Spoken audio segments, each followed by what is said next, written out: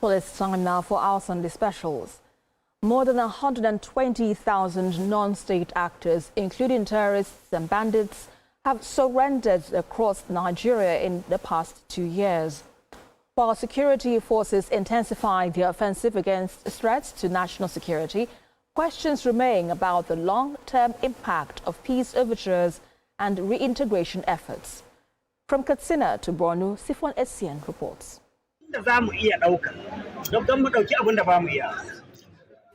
On June 14, a video emerged showing a bandit kingpin accepting to lay down arms and embrace peace.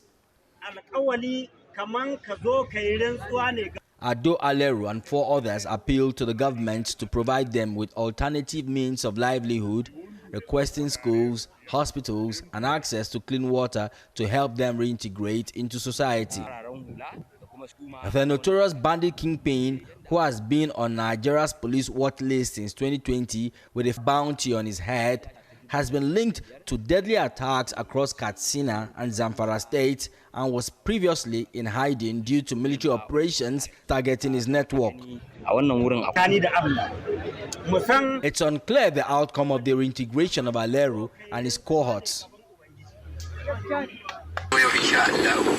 But like Aleru, Bello Turji took a similar part. His video suing for peace following massive offensives on his enclave was dismissed with stiff criticisms.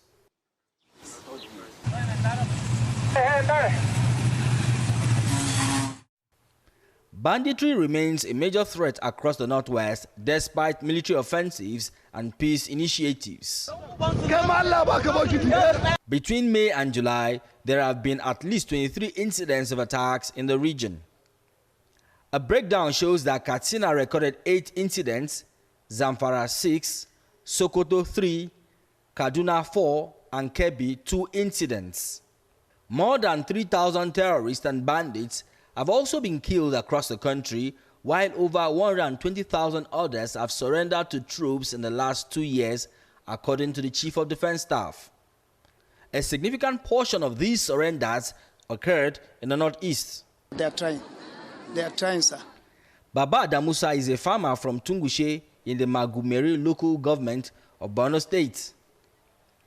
He's a beneficiary of the state government's IDP resettlement program. He says they often have conflicts with herders during harvest. The present situations are we don't have clean drinking water, and during harvesting, we are facing a lot of problems with herdsmen.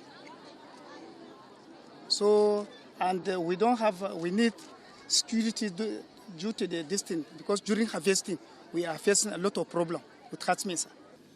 We need support from military for our farmers in Delwa village, Kondegala Kwal Gamman, or across the Kondegala Kwal Gamman in Borno State.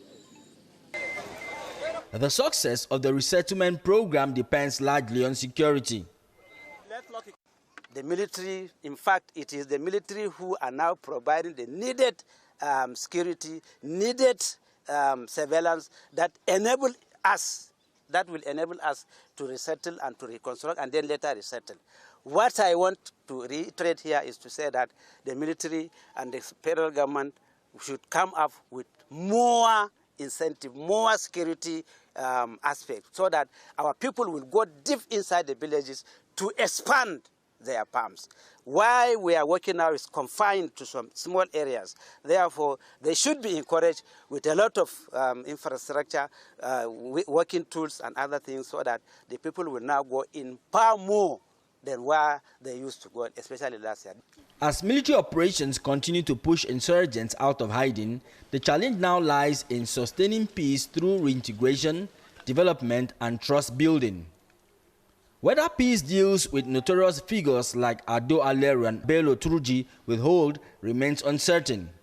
But for thousands of displaced Nigerians, hope is returning, one village at a time.